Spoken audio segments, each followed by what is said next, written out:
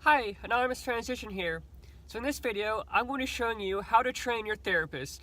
Now I mentioned in my previous videos about how gender therapy, or rather seeing a psychotherapist of some kind, to help explore your gender identity and see if transitioning is right for you, that might be a good option to explore.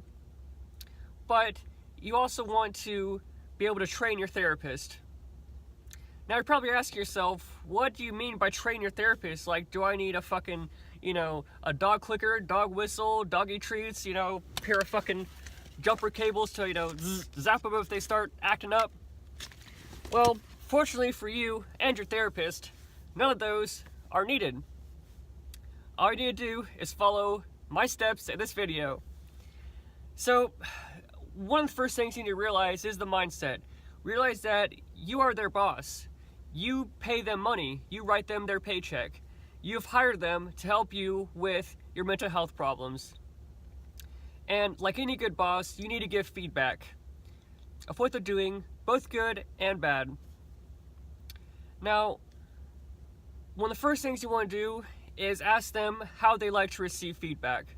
So that way, you present it in a way that is best digestible by them and in a way that will, I guess you could say, be as smooth and seamless as possible. Next thing you want to do is create a no-no list. So, as it implies, it's a list of things that you would find unacceptable for your therapist to do. This can be things that you might anticipate happening, things you've experienced from other therapists, or things you've experienced from people in general. Bottom line is, your no-no list is a list of things that you would find unacceptable for your therapist to do. And you need to go through this list and make it clear that they should follow these rules. And last but not least, this is mainly applicable if you've had a previous experience with a therapist that was really terrible. What you want to do is, obviously you don't want this to happen again. You don't want history to repeat itself. So what you're going to do is you're going to ask your therapist what they would do in that situation. So for example, just say, hey, what if you had a client who was in this situation, in these circumstances, how would you respond? And that way you get the most objective, and I guess you could say third person, unbiased response from them that you could possibly get. Now, if what they say, if their response to that would be unacceptable, you can feel free to correct them or say, actually, I don't really think that's the right move because this, and this.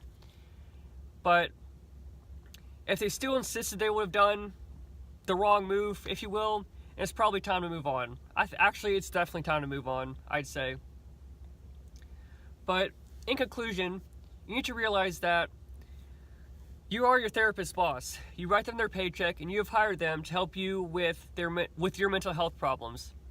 And like any good boss, you need to give feedback on what they're doing, not just the bad stuff, but also the good stuff too. Say, hey, I thought this was really helpful, what you told me last week. Whatever it is, be sure to bring up what they're doing, all around, good and bad.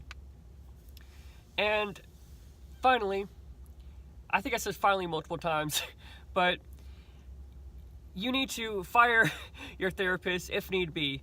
Some people are untrainable. Some therapists are untrainable. And if they're not trainable, if they're not following your rules, if they're stepping on your toes, you need to fire them. You can and should fire them, and you're completely in the right to do so. You should feel no guilt or shame whatsoever because you've explained to them what they've been doing and why it's not working, and they've still chosen to not change, and so you need to fire them. So I hope this video has been helpful. If you thought so, please give this video a thumbs up and leave a nice comment. If you didn't like this video, please be polite. And if you'd like to see more content from me, subscribe to my channel. This has been Anonymous Transition, signing off in secret. Bye.